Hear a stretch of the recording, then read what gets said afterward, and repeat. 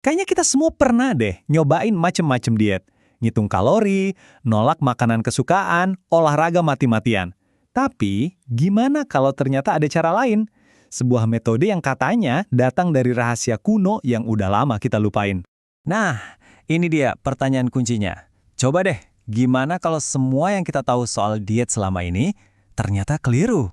Siap-siap ya, karena pembahasan kali ini mungkin banget bakal mengubah cara pandang Anda soal makanan selamanya.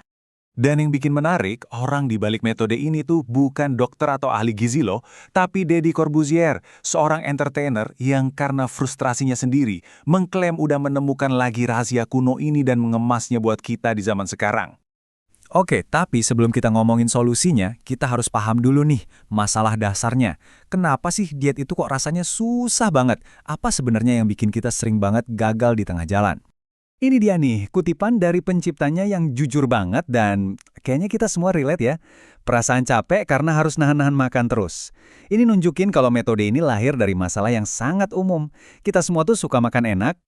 Jadi menurut sumbernya, masalah utamanya itu bukan jenis dietnya, mau itu Atkins, keto, atau apapun, tapi kemampuan kita buat konsisten. Kuncinya di situ, makin ribet aturannya, makin gampang kita nyerah.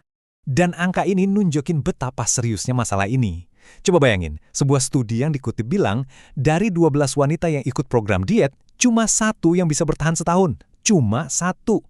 Ini benar-benar bukti kalau komitmen jangka panjang itu nggak gampang. Nah, sekarang kita masuk ke bagian yang paling seru nih, asal-usulnya. Ini bukan diet yang dirancang di laboratorium loh. Katanya sih ini kebijaksanaan yang ditemukan lagi dari sebuah pertemuan yang nggak disangka-sangka. Jadi ceritanya gini, sekitar 5 tahun lalu, Deddy Corbuzier ketemu sama seorang supir di Hong Kong. Tapi bukan supir biasa, dia ini mantan biksu Shaolin yang penampilannya jauh lebih muda dari umurnya. Si biksu ini ngasih rahasianya, tapi waktu itu diabaikan. Bertahun-tahun kemudian pas lagi butuh buat peran di TV, Deddy Corbuzier keinget lagi dan mulai nyobain rahasia itu. Dan ternyata, rahasia si biksu ini bukan hal baru loh, udah ada dari ribuan tahun lalu. Filsuf Yunani kuno kayak Plutarch aja udah ngomongin soal kekuatan puasa, jadi ini bukan tren sesat, tapi kearifan lama yang ditemukan lagi. Oke, ceritanya udah dapet. Terus gimana cara kerjanya? Ternyata, konsepnya simple banget. Pertama-tama metode ini langsung nabrak mitos diet paling umum. Sarapan itu wajib. Justru klaimnya, kalau kita olahraga sebelum makan pagi saat perut kosong, tubuh kita bisa jadi mesin pembakar lemak yang jauh lebih efektif. Katanya sih bisa sampai 20% lebih banyak lemak yang kebakar. Nah, konsep intinya itu namanya jendela makan. Simpelnya gini, kamu nggak usah pusing ngitung kalori atau mikirin jenis makanan. Aturan utamanya cuma satu, kapan kamu boleh makan. Ada waktu buat makan, ada waktu buat puasa. Gitu aja. Enaknya lagi, metodenya ini bertahap, jadi nggak langsung bikin kaget badan. Kamu bisa mulai dari yang paling gampang, jendela makan 8 jam. Itu kan sama aja kayak skip sarapan doang. Nanti kalau udah biasa, baru deh dipersempit jadi 6 jam atau bahkan 4 jam buat hasil yang katanya paling top. Oke, aturannya pas puasa gimana? Gampang, 0 kalori.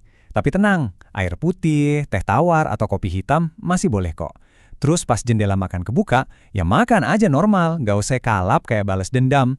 Nah, buat yang pengen ngebut, ada juga opsi puasa 24 jam penuh cukup sekali atau 2 kali seminggu. Sekarang, kita masuk ke senjata rahasianya. Ini bukan cuma soal kurangin makan, tapi soal apa yang terjadi di dalam tubuh kita, di level hormon, pas kita lagi puasa. Terus apa sih yang bikin ini beda dari sekedar diet kalori biasa? Apa rahasia biologisnya?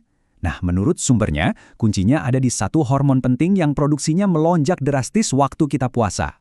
Hormon itu namanya Human Growth Hormone atau HGH. Ini hormon yang keren banget, sering disebut hormon awet muda. Fungsinya buat regenerasi sel, jaga jaringan tubuh, dan yang paling penting nih, bantu bangun otot sambil bakar lemak. Kutipan ini ngejelasin semuanya. Intinya, dengan puasa yang benar, kita nggak cuma nurunin berat badan, tapi juga memicu produksi HGH alami yang diklaim bikin kita lebih muda dan lebih berotot. Keren kan? Dan coba lihat angka ini, 2000%. Menurut penelitian yang dikutip, puasa 24 jam bisa naikin HGH sampai hampir 2000% pada pria. Gila kan? Ini klaim yang luar biasa banget, dan ini yang jadi landasan kenapa metode ini dianggap lebih dari sekedar diet.